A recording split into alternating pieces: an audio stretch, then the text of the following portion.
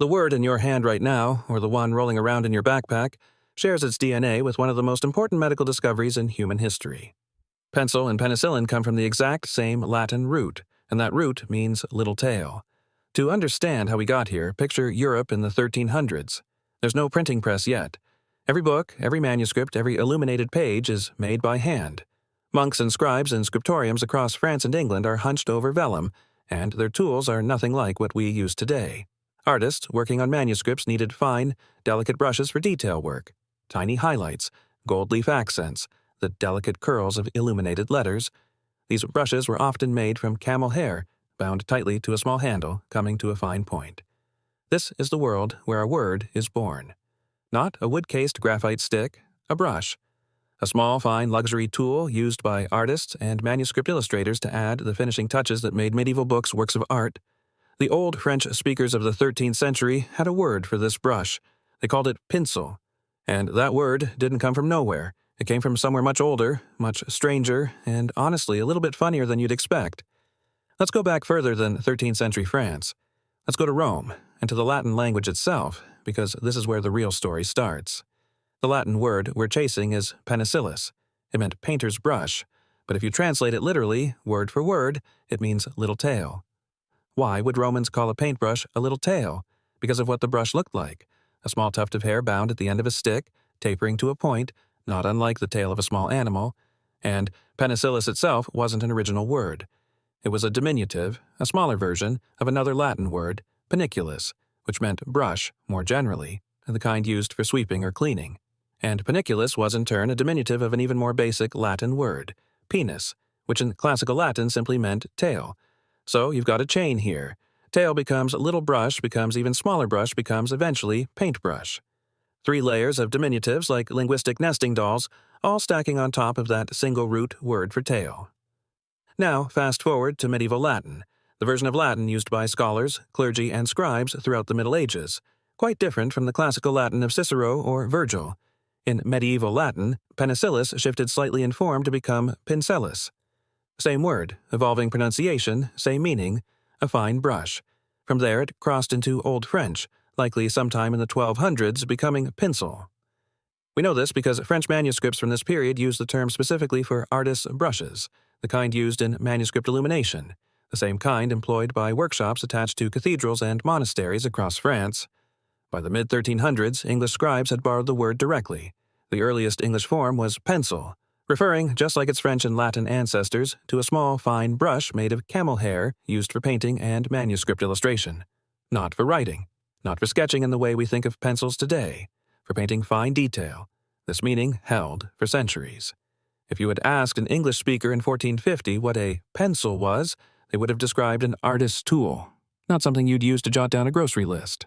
The graphite core, the wood casing, the whole number 2 pencil concept we know intimately, that came much later, once graphite deposits were discovered in England in the 1500s, and the word simply got borrowed to describe the new writing instrument because it served a similar fine point function. But that's a story for another word, history. Today, we're focused on where pencil came from before it ever touched graphite. Here's where most people get tripped up, and honestly, it's an understandable mix-up.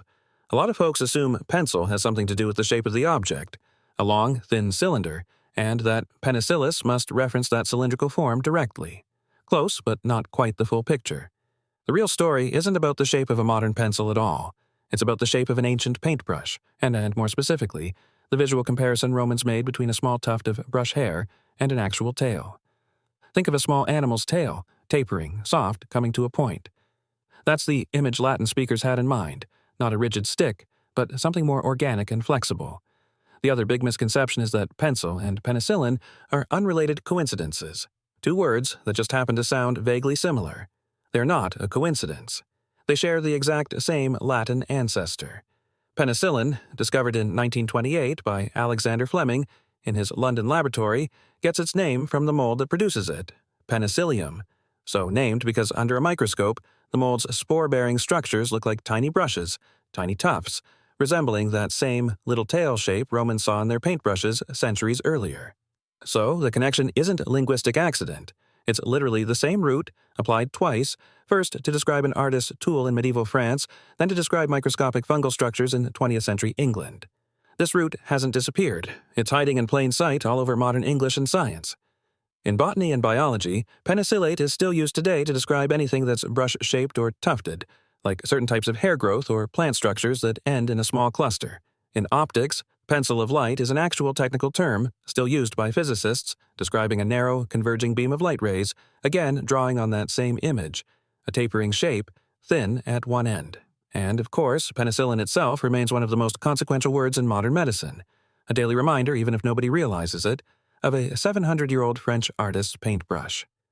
Even the phrase pencil thin, used constantly to describe eyebrows, mustaches, ties, carries forward that ancient visual metaphor, a comparison to something narrow and tapered, exactly the shape Romans were describing 2,000 years ago.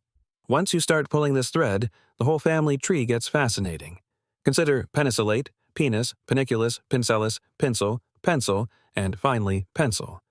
7 forms, 1 root, spanning roughly 2,000 years and at least 4 languages: Latin, medieval Latin, Old French, and English. There's also a cultural layer worth noting. Medieval manuscript illumination, the very craft that gave us this word, was an incredibly prestigious and skilled profession. Named illuminators like the Limbourg brothers, working in France in the early 1400s on works such as the Très riche Ire du Duc de Berry, relied on exactly these kinds of fine camel hair brushes to create the intricate jewel-tone details that still astonish art historians today. The word pencil carries the memory of that entire artistic tradition, one where every letter, every decorative flourish was painted by hand with tools literally named after tales. Even the connection to penicillin adds a strange kind of poetry to this history. A word once used for high medieval artistry became, 5 centuries later, the name for a substance that saved millions of lives during World War II, when mass production of penicillin began in earnest around 1943 in the United States and Britain.